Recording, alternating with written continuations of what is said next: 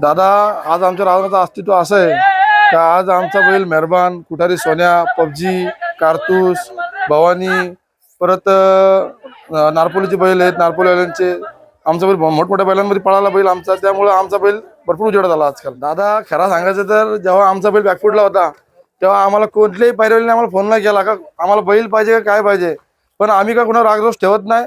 पण जेव्हा आमचा बैल पहिला गुलाल घेऊन आला तेव्हा आमच्या सगळ्यांच्या डोळ्यात अश्रू होते, सगळ्यांच्या डोळ्यामध्ये. नक्कीच दादा.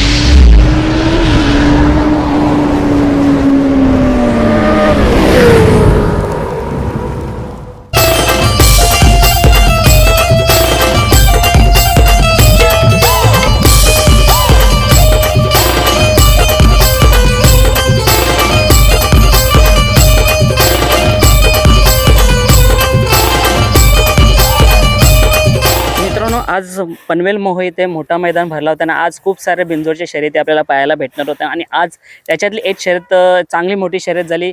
आज आपण आपल्यासमोर बघतो खोपोलीचा राणा आणि उसाटण्याचा रायबा होता आणि त्याच्या विरोधात होता टायगर आणि सम्राट. एक चांगली प्रेक्षणीय शर्यत पाहायला भेटली आणि आज खोपोलीच्या राणाने गुलाल घेतला. तर काय बोलाल आजच्या मैदानाबद्दल आणि आजच्या गुलालाबद्दल? आज खूप मोठा मैदान होता. मैदानामध्ये आमची व्हॉट्सअपला गाडी जमली होती टायगर बरोबर आणि आज आम्ही गुलाल घेतला. दादा, उसाटण्याचा रायबा पण आता चर्चेत आहे. कसं काय नियोजन झालं राणाचं? तो बैल तर खूप चर्चेच आहे. त्यांनी आमचं नियोजनाचा भाष्य केदार आणि आमची सर्व SP ग्रुप तर काय त्यांनी एकामेकाचे फोन झाले आणि आजच्या शर्यतीचं नियोजन झाला. दादा, आपला राणा आपला खूप बॅकफुटला होता. एक 2-3 महिने तरी म्हणजे त्याच्या पायाला काहीतरी लागलं होतं.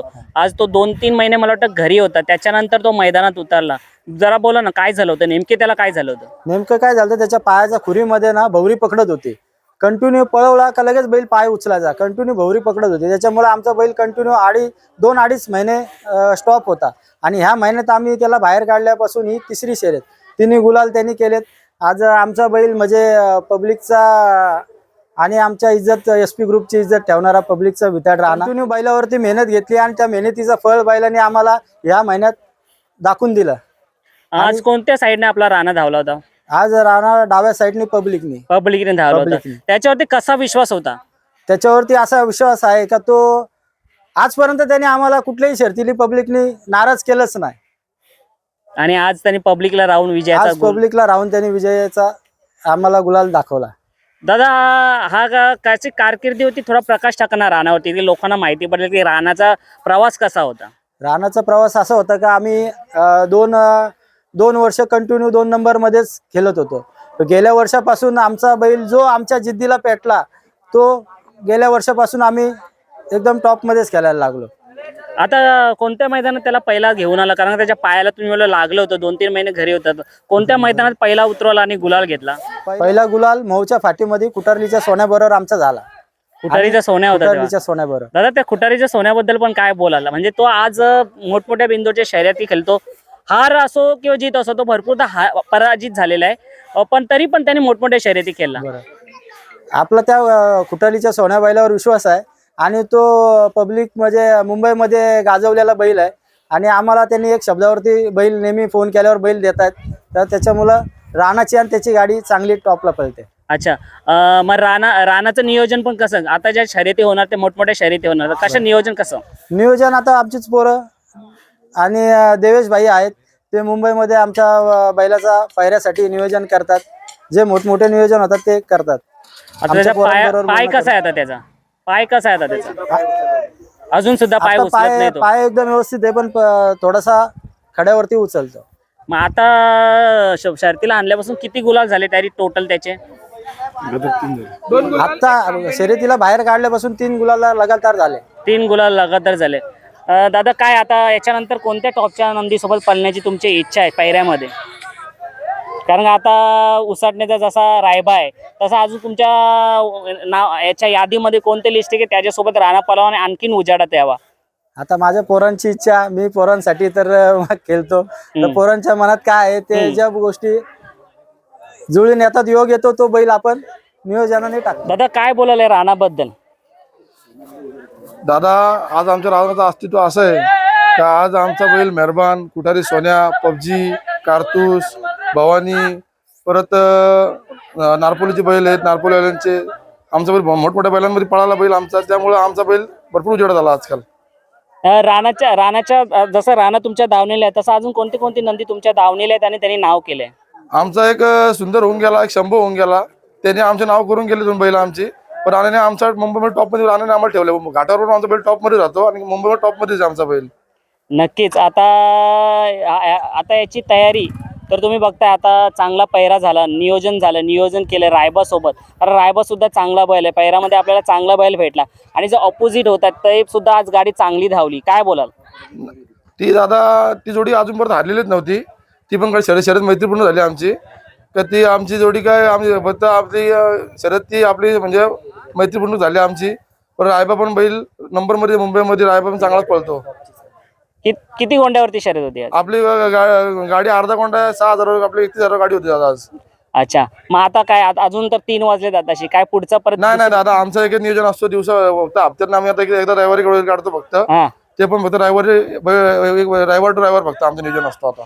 तर त्याच्या तेव्हा पायाला लागला होता त्याला कोण कोण त्याची देखभाल कशी काय कोण कोण करत होते? आता तुम्हाला खरं सांगू, या बैलाचं वैशिष्ट्य म्हणजे या बैलाची खरं म्हणजे देखभाल करणारा प्रतीक शिंदे, केदार, भावेश डोडो आमचा, ही आमची 4-5 पोरं जास्त मेहनत घेतात, आमच्यापेक्षा जास्त ती मेहनत घेतात या बैलासाठी. तरी नंतर परत आमचे मुन्ना झाला, कुणाल झाला, नितीन भाऊ झाला, रोशन झाला, दादाचा आमचा डायरेक्ट करता आमच्या सर्वांचा, संजू दादा झाला.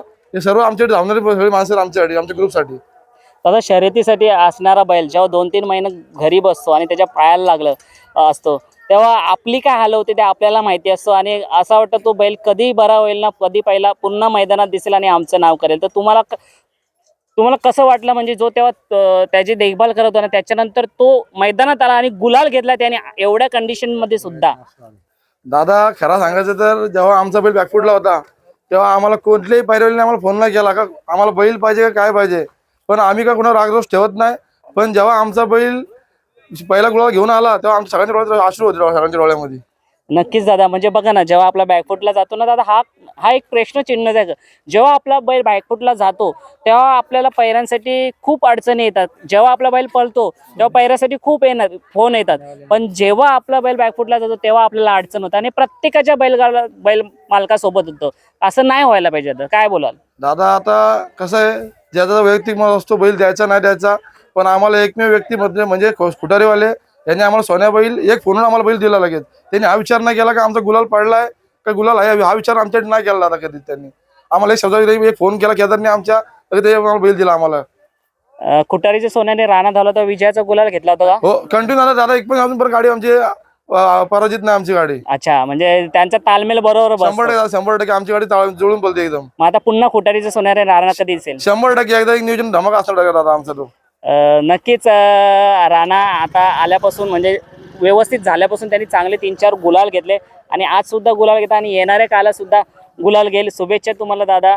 राणा असाच नाव करत राहील. आता पुन्हा ईश्वराला प्रार्थना की त्याचा पाय जो आहे तो पूर्णपणे बरा व्हावा आणि त्याच जोमाने त्याच जोशाने आता ज्याला पैऱ्यासाठी त्याला आता नक्कीच त्याला फोन येतील. काय म्हणाल मग तेव्हा? 100% आम्ही कुणाला नाही दादा, ज्यांचे आम्हाला फोन येतात त्यांना आम्ही कुणाला नाही बोलत नाही. आम्ही सगळ्यांना बैल भेटणार आमचा. आणि आमचा देवेश भाई तर आहेत, सगळं नियोजन देवेश भाई जास्त. देवेश भाई मुंबईत नियोजन करतो, तो जे करेल ते आम्ही आम्हाला ते मान्य असतील नियोजन. पण शुभेच्छा दादा तुम्हाला.